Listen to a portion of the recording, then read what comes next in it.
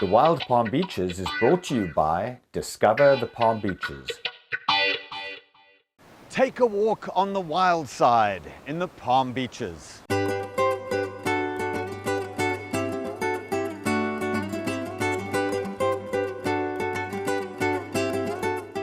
Ecotourism is big business in Palm Beach County. From lions to loggerheads, our resident wildlife population is one of the things that makes the Palm Beaches a special place to visit. Aquatic adventures let you see our majestic sea turtles and tropical fish in living color, while our zoos, wildlife parks and natural areas give you an up-close look at everything from rhinos to alligators. It is here that nature is on full display. It's like nowhere else in the world.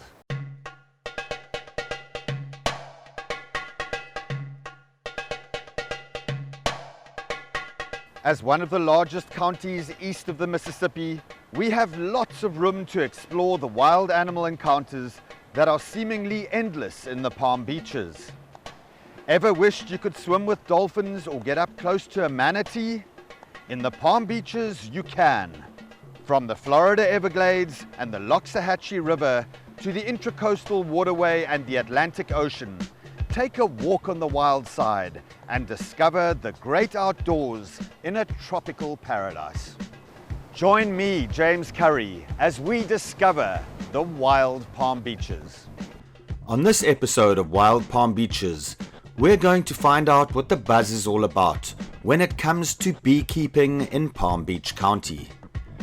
We'll also explore the art of nature with a local artist that calls the Palm Beaches home.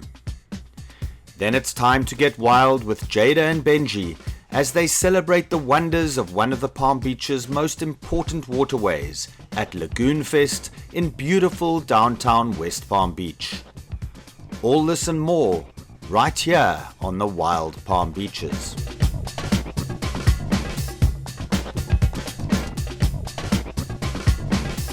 Welcome to the Wild Palm Beaches, and we're gonna get buzzed. This morning, we're in northern Palm Beach County, and I'm heading out to go and see my brother-in-law, Ben Patchen, who runs Gold Star Farms.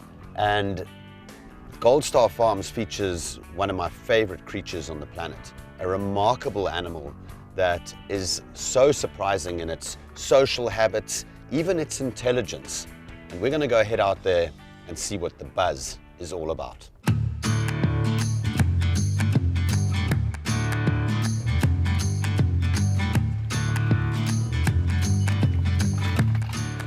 So this is where you've been hiding. Yes, sir. How you doing? This is it. How's it Good going? to see you, brother. So what are we going to be doing here this morning? Check out some bees. Awesome. Ready? Yep, I'm ready. Get suited Like this, up. right? No, let's get suited up. Look at them, they're going off, dude. So here we're putting on a protective suit now. This is required in Florida. You'll see some beekeepers on social media and such without suits on. That's really probably not in Florida. Florida's wild, at least South Florida's wild populations tend to be Africanized. So it's very dangerous. 1,000 bee stings can kill you. And with 50,000 bees per box, we're gonna want you to be protected.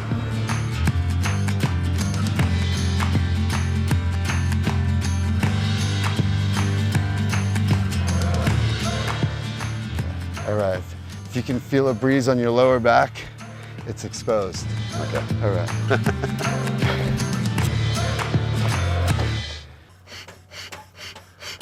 Smoker makes the bees think there's a forest fire, and so they gorge themselves. What is that material that you're putting in there? Pine needles. It's just pine needles? Yes, sir. Okay. They think that when you smoke them, they think there's a forest fire, so they eat a bunch of honey for survival instinct. I am a zombie. Classic.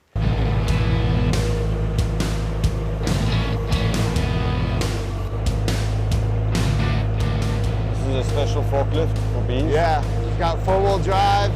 See how it articulates like this? And then it's got like a load shock right here.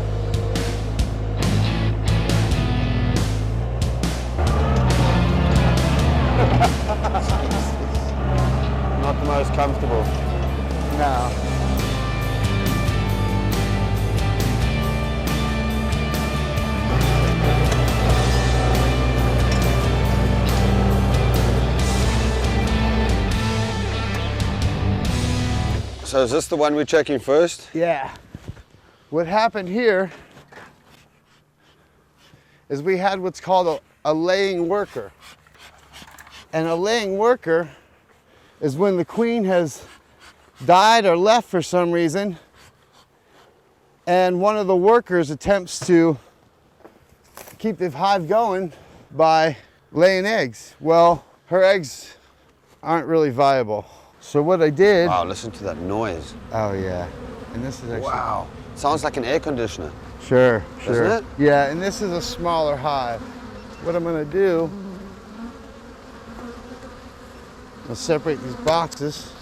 You hear it crack like that, Yeah. they're stuck together. It's called propolis. Are they doing that to seal any gaps? Correct, Yeah. correct. I actually had some bees that were in a flood, and they had seen the water coming up, and they built a dam over their entrance of propolis. Wow. Just an amazing, amazing organism. Okay, so here we go. Oh, wow. So you can see that. That's honey here, the darker stuff. And then you see just to the, there, that's actually pollen. And then this is brood. And you can see the larva. If you look down inside, they're the middle ones, you can actually see the larva. Yeah. So what's happening is my laying worker is no longer in control of this hive. This queen is here. Otherwise we'd see very irregular brood. That's beautiful. That looks really good. Crazy thing about bees is they're like a little supercomputer too. So if there's one type of nectar a half a mile away, another type of nectar 2 miles away, they'll do the math on how rich and how much nectar there is on where they're going to pursue it. Because certain nectars are sweeter than others. Gotcha. So they'll do that math.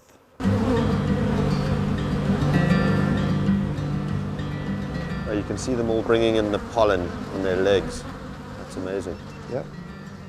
And different color pollen sometimes. Sometimes it's bright yellow and other times it's like an orangey color. What's that from? Correct. Different plants? And during the course of its life, one honeybee can produce about a 1/4 ounce of honey? No, a 1/12 of an ounce of honey. A 1/12 of an ounce? Yeah, and it's crazy because to make 1 ounce of honey is 60,000 trips. To a flower? Correct. And back? From the hive and back, correct. Wow, 60,000 trips just for 1 ounce of honey. Correct. You think about that next time you put honey on your toast, just how much work has gone into that delectable morsel. It's incredible. You know, we always sometimes underestimate the smaller creatures in life. You know, it's all great to go and look at an elephant or a lion, and they're really charismatic creatures. But, you know, when you start delving into the life of a honeybee, it's really fascinating just how social they are and how intelligent they are as well. It's even been said that honeybees can actually recognize individual human faces, which to me is just phenomenal. And it's really one of the finest examples in nature of collective intelligence, where you've got this entire hive functioning almost like a single organism. So if you look at the queen inside the hive, she could be like the brain, the lungs, and the heart of the organism. Then you've got the worker bees that are going out and getting the honey. They've also got stingers, so they're protecting the hive. And those are almost like our red blood corpuscles and our white blood corpuscles that are there for protecting the body and getting food and converting it into energy. And then you've got the drone bees in here, which are the reproductive function of the organism, because they're the only ones, their sole function is to then mate with the queen and she'll produce eggs for the next generation. So one of the most remarkable examples of collective intelligence, and bizarrely, a lot of similarities between honeybees and ourselves. So I've read somewhere, Ben, that South Florida is actually one of the better places to keep bees in North America. Can you tell us a little bit why? Actually, yes, south of basically Orlando is the only place in the United States that honeybees can propagate through the winter. This queen, she lays 1,500 eggs a day. Based on the length of days, she'll quit laying at some point, but with a certain temperature, ample pollen and nectar sources, here in South Florida, unlike anywhere else in the United States, we keep breeding through the winter. And it's always amazing to me just how connected everything is in our world. And when you think that 1/3 of all the food that we eat as humans is directly dependent on honeybees. It's just remarkable how interconnected it all is, right? It's amazing.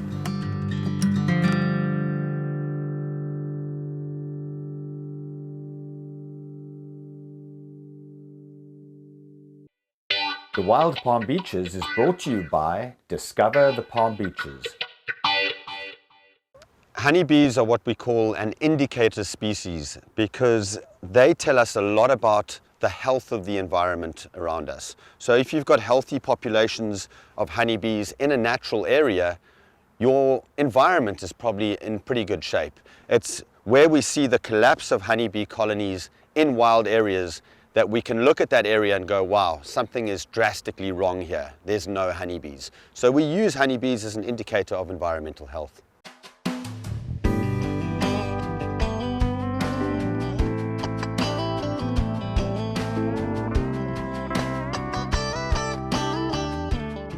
Here's a frame of honey. You'll see that they haven't capped it down here yet. They'll cap it when it gets to 17% humidity. Wow, so they're very specific, huh? Correct, correct, and it'll never go bad. And this is drawn comb, that they'll finish drawing it out. And there's a little science between it. 1 frame of drawn comb is 10 pounds of sugar water. Wow. That's what we feed them, sugar water. And what's that bee doing? Oh, that one was right in there. So what is he doing? Or she? She was depositing some more nectar, looks like, because that one's not full. Okay. You want to taste it? Yeah.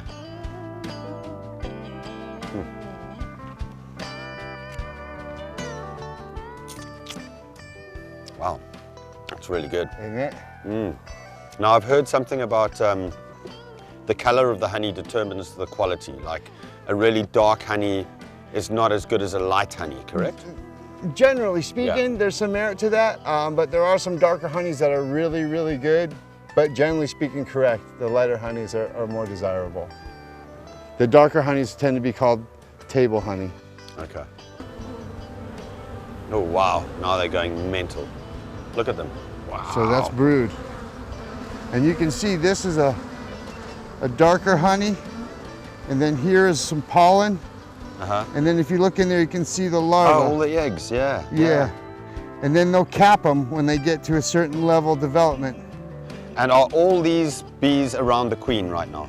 No, actually these bees are doing different jobs. Some of them are nurse bees, which are the younger bees. And some of these other bees, who knows what they're doing. Looks like they're working something on the bottom, maybe trying to draw a little comb off the bottom there. Time for breakfast. Bees need some pollen. Hey! Come on, stop!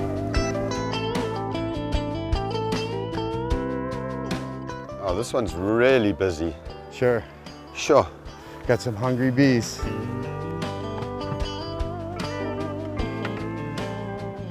Got some holes drilled so when we invert it, drains out. It's basically sugar water.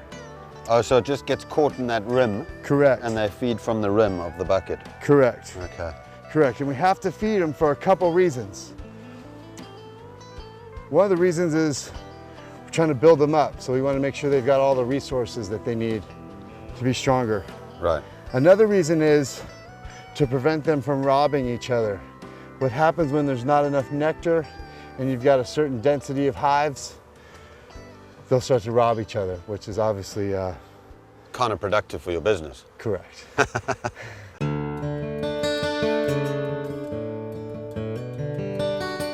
We were fortunate enough to find a frame with a lighter honey and then a little darker honey like we're talking about earlier.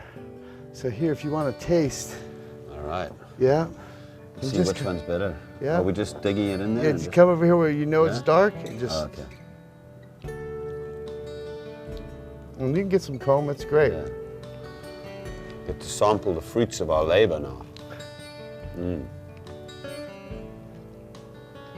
That's really good. And then. This is instant energy.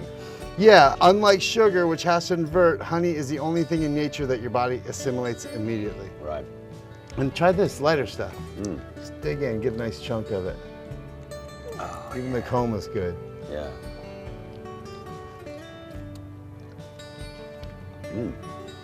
So they're distinctly different. The Very taste. different. I prefer the lighter one. Do you prefer the lighter one? I do. It's really good. Wow. Yeah, the darker one's got, I feel like, more of like a tang to it. Okay.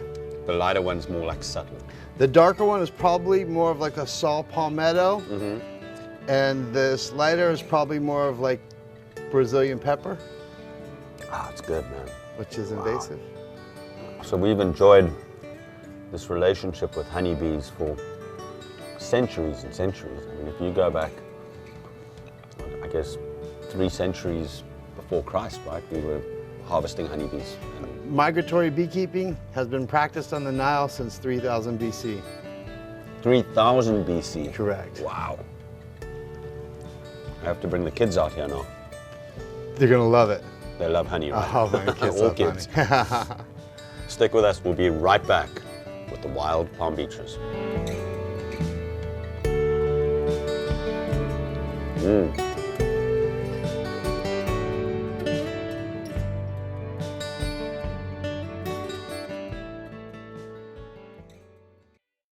The Wild Palm Beaches is brought to you by Discover the Palm Beaches. Hey, I'm Benji. I'm Jada. And it's time to get wild in the Palm Beaches.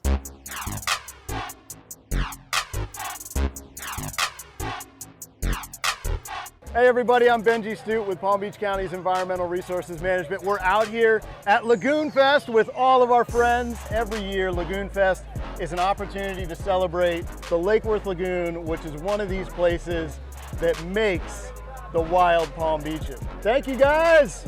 Lagoon Fest, let's go.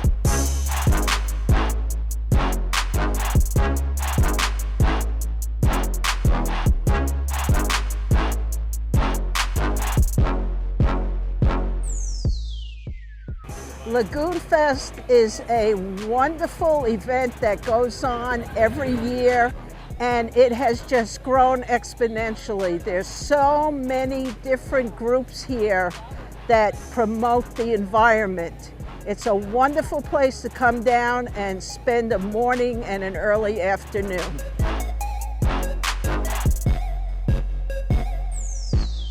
Lagoon Fest is awesome, especially like the more you get involved with it, and over the years it just grows and grows. Our mission as a 501c3 is part of it is to raise awareness for the Lake Worth Lagoon and the issues it faces, and events like this are just doing the work for us almost because it's become so popular.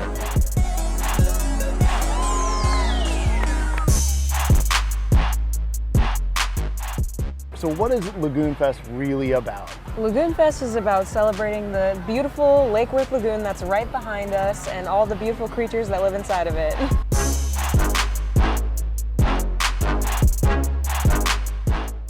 This is a bringing together of so many stakeholders in the community.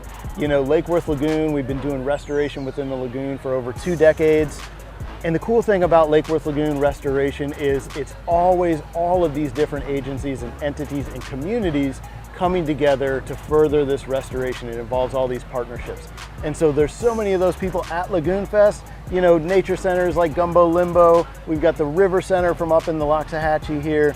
We've got Bush Wildlife Sanctuary, MacArthur Beach State Park, the state park that's right here in Lake Worth Lagoon. So this is what Lagoon Fest is all about, is hopefully bringing the community together to discover this treasure and also meet a lot of the people who have a really, really big vested interest already in Lake Worth Lagoon. It helps promote all the natural areas that are in here. The Lake Worth Lagoon itself is magnificent. They are in the process of building more mangrove islands to help clear up the water. They're planting grasses that will help bring more manatees in and provide more seagrass. This festival has been going on this is the 7th year. Well, Lagoon Fest is one of the best ways we had to promote the other side of the Palm Beaches. We got the beautiful beaches on one side, and now we have the Everglades, natural areas, and of course, gorgeous Lake Worth Lagoon, which stretches all the way from North Palm Beach down to Boynton Beach. It is an urban estuary which is unique to us, and we love it. And it's a local treasure that we celebrate with Lagoon Fest. And it's a partnership between Environmental Resources Management, and Discover the Palm Beaches, because it is a tourism destination, and it's all part of what we sell here in the Palm Beaches. Environmental Resources helps protect it, and tourism helps protect that.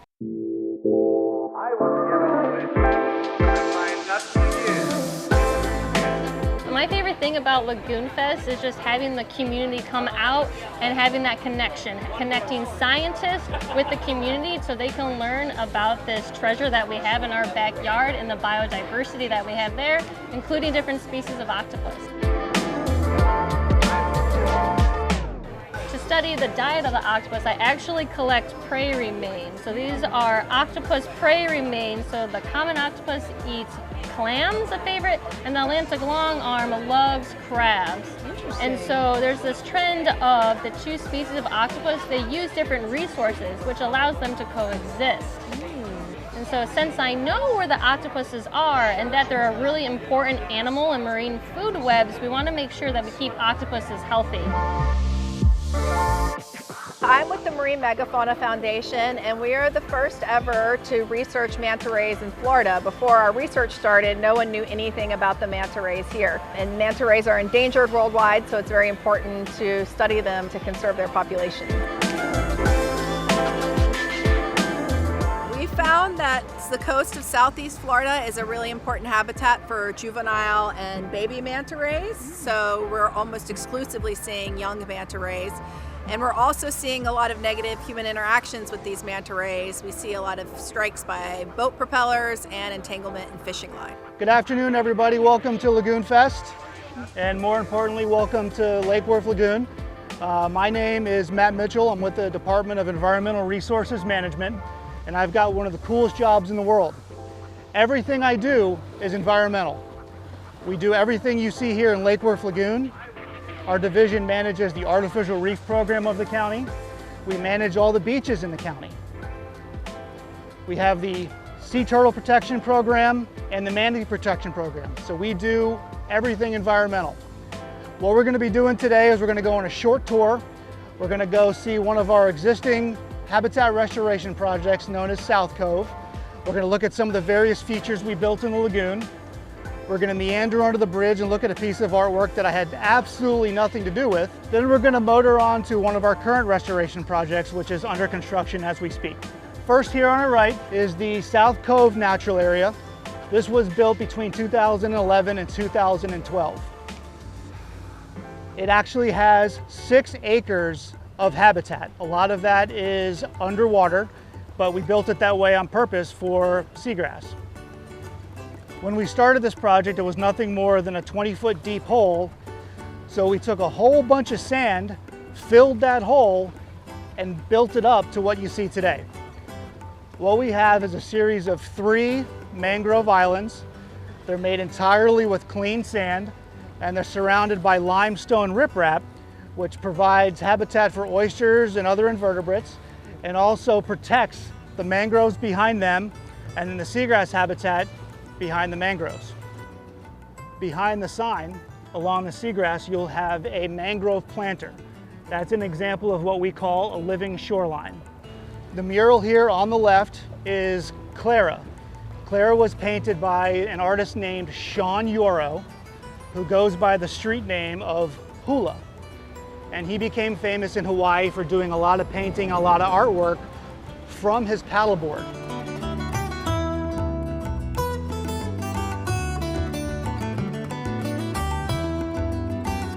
This is our Tarpon Cove restoration project, and believe it or not, it's 46 acres of habitat restoration. Picture a football field 70 to 80 feet tall.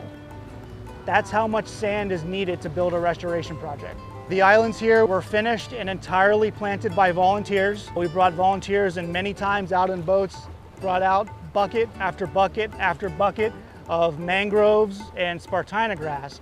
So everything you see was done primarily by volunteers. My favorite part about Lagoon Fest, believe it or not, is getting people out on the water. I'm chained to my desk almost every day of the year, so getting people out here seeing what we do and sharing what we do is the best part of my job. I hope you enjoyed Lagoon Fest. Stay tuned for more Wild Palm Beaches.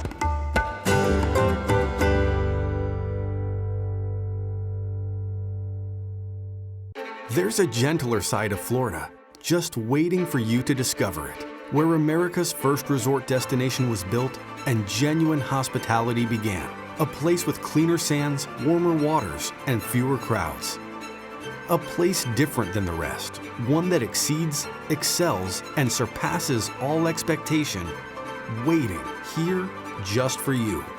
We are the original, the one, the only, the Palm Beaches. The Wild Palm Beaches is brought to you by Discover the Palm Beaches. Hi, I'm Sean Kenny, and I create art with Lego bricks, and this is the art of nature.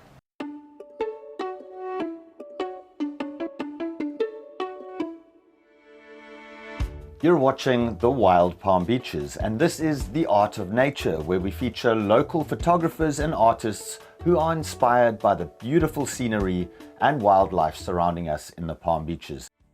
Welcome to Mounds Botanical Garden. We are so thrilled to be displaying Sean Kenny's Nature Pop exhibition here in our 16-acre tropical landscape. Nature Pop is an exhibition created entirely with Lego bricks here at Mounds Botanical Garden. It's an exhibition of really fun, bold, bombastic sculptures that you get to experience while you wander through nature. I've been creating art with Lego bricks professionally for about 15 years. I'm actually the first person in the world that the Lego company allowed to buy in bulk. And so I now have millions and millions of Lego pieces at my studio, and I create all kinds of sculptures with them. Every single sculpture is built brick by brick, piece by piece, layer by layer, one brick at a time. I glue them together, but there's no cheating. It's all done au naturel, the way that Lego is meant to interconnect. All of the sculptures here contain over 800,000 Lego pieces, and they took me over 5,000 hours to assemble. That's 2.5 years of full-time work. Some of the sculptures that you'll see here at Mounds Botanical Garden are a mother polar bear together with her babies, a zebra that is for no reason at all colored the way a child would color it. There's a woodpecker pecking on a lava lamp. There's tons of bunnies. There's a fox, snow leopard. There's a tree frog. I've got a sculpture of a grandfather gardening together with his granddaughter, and a family of deer, which is really a sculpture of me and my family and that feeling we all have when we have kids. Mounds Botanical Garden is such a beautiful place. I'm really, really excited to have my artwork on display here. Just walking around, smelling the flowers, seeing the butterflies, seeing the tranquil reflections on the lake. It's an absolutely wonderful place to be able to display my art, and I'm really, really proud to have it here. All the Legos, all the Lego art is so wonderful, and it's set in such a pristine, beautiful backdrop of all of this beautiful garden. You guys got to check it out. It is something to behold. I love how all the Legos are very colorful, and I think a really nice touch is that the artist puts a little bit of his personality and his own personal stories into the sculpture, so it really brings it to life. The fact that he takes hours and hours to build one sculpture is pretty mind-blowing. So we're standing in front of a sculpture of a woodpecker that's pecking at a tree looking for some bugs, except for no reason at all, the tree is a lava lamp. I kind of wanted to make sure that as you explored the exhibit, there was no visual fatigue going on. Every time you turned a corner, there was something new and something different, something silly, maybe something that'll make you think. It's an honor to have my work be a part of the Wild Palm Beaches.